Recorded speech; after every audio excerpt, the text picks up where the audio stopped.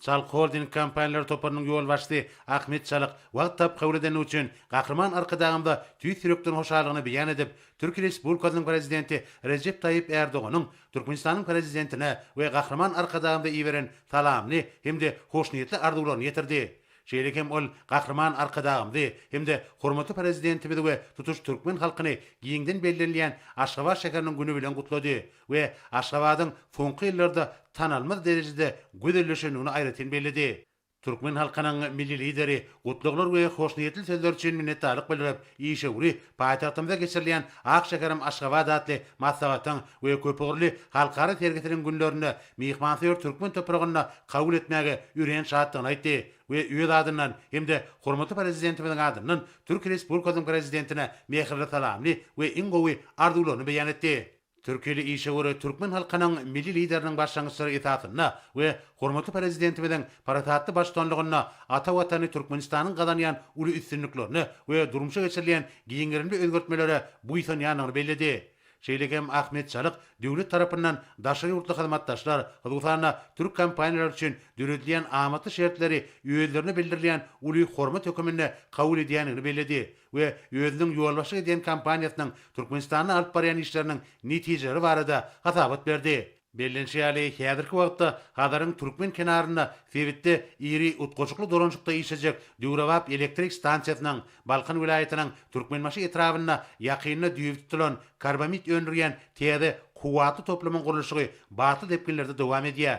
Türkmenistanyna köp ýyllardan bäri işleýän türk kompaniýalary ýetatanam Ahmet Çalygyň ýolbaşlyk edýän kompaniýalar topary ýurdumyzyň tenagat we durmuş maksatly bir näçe üren möhüm binalarynyň hemde Düwrewap saglyk merkezleriniň gurulyşyna gatnaşýar. Olaň atarına paýtagtymyzyň şäher boluşyk maksatnamasynyň möhüm tassamalary bolan Halkara Pediatriýa merkeziniň, Halkara Onkologiýa Almy Klinika merkeziniň we Stomatologiýa merkeziniň Murat Garriýew adynaky Döwlet Lukmançylyk Uniwersitetining hassahanalary toplamynyň, Indira Gandhi adynaky Lukmançylyk Orta Okuw Mektebiniň we bir ordan bilim alýan talipleriň tejribe toplamagyna möhüm ähmiýeti bolan okuw usuliýet merkeziniň gurulyşlary bar.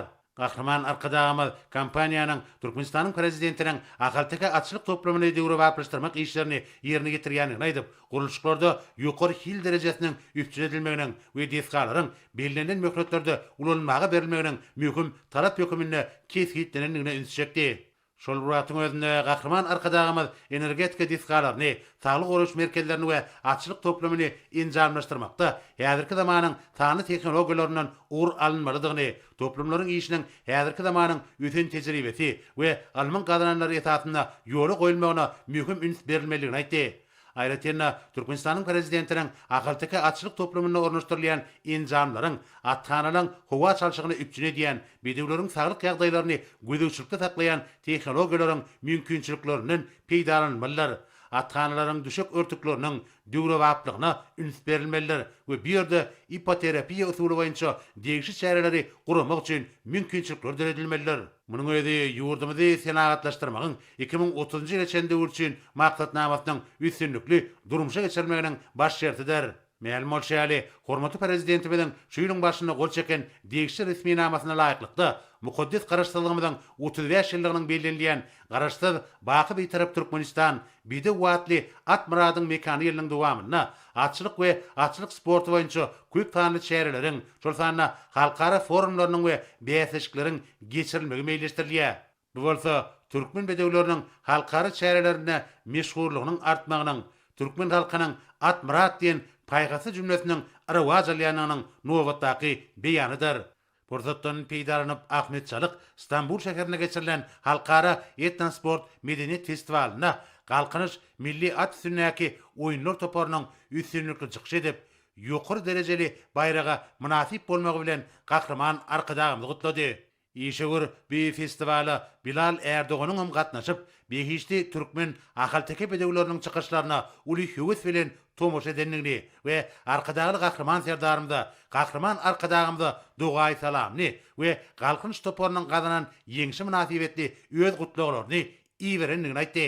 Şeýlegem ol Niderlandlar padşahlygyna geçiriljek açlyk ulgany degişi çärelere gatnaşmagy istek bildirýänini aýtdy. Munyň özi bolsa ahaltyka bedewleriniň şan şöhratynyň barha artýanyny görkezýär. Gahraman arkadağımız yurdumuzda amala aşırlayan ähli tassamalarda hemişe almy taýdan esaslandyrılan ykdysat taýdan innowasion hemde ýokur netijeli çözgütlerin girdilmegini gollaýanyny aýtdy.